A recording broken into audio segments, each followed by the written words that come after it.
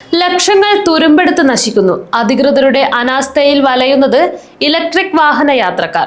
ലക്ഷങ്ങൾ ചിലവഴിച്ച് ആലക്കോട് ബസ് സ്റ്റാൻഡിൽ സ്ഥാപിച്ച ഇലക്ട്രിക് വാഹന ചാർജിംഗ് പോയിന്റ് അധികൃതരുടെ അവഗണനയിൽ തുരുമ്പെടുക്കുന്നു. ചാർജിംഗ് സ്റ്റേഷൻ പ്രവർത്തനരഹിതമായിട്ട് വർഷങ്ങൾ പിന്നിടുമ്പോഴും ഇത് നന്നാക്കാൻ യാതൊരു നടപടിയും ഉണ്ടാകാത്തത് ഇലക്ട്രിക് വാഹന ഉടമകളെ വലയ്ക്കുകയാണ്. സർക്കാർ ഇലക്ട്രിക് വാഹനങ്ങളെ പ്രോത്സാഹിക്കുമ്പോൾ തന്നെ നിലവിലുള്ള സംവിധാനങ്ങൾ പരിപാലിക്കാത്തത് ഇരട്ടത്താപ്പാണെന്ന് നാട്ടുകാർ ആരോപിക്കുന്നു. കുറേ വണ്ടിക്കാർ വന്നിട്ട് ചെയ്യാതെ പോയിട്ടില്ല. നമ്മളൊക്കെ കടയിൽ നിന്നൊക്കെ കുത്തി കൊടുത്തിട്ടുണ്ട്, സഹായിക്കുന്നുണ്ട്.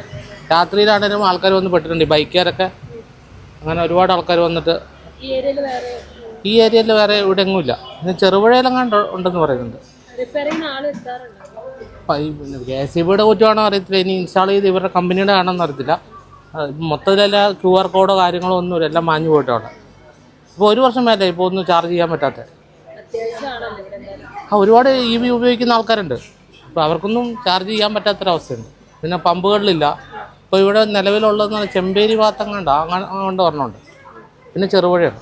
ചാർജിംഗ് സൗകര്യം ഇല്ലാത്തതിനാൽ ടൗണിലെത്തുന്ന വിനോദസഞ്ചാരികളും സന്ദർശകരും ഏറെ ബുദ്ധിമുട്ടുകയാണ്. അടിയന്തരമായി ഈ ചാർജിംഗ് പോയിന്റ് അറ്റകുറ്റപ്പണി നടത്തി പ്രവർത്തന സജ്ജമാക്കണമെന്നും അല്ലെങ്കിൽ പുതിയ പോയിന്റുകൾ അനുവദിക്കണമെന്നുമാണ് ജനങ്ങളുടെ ആവശ്യം.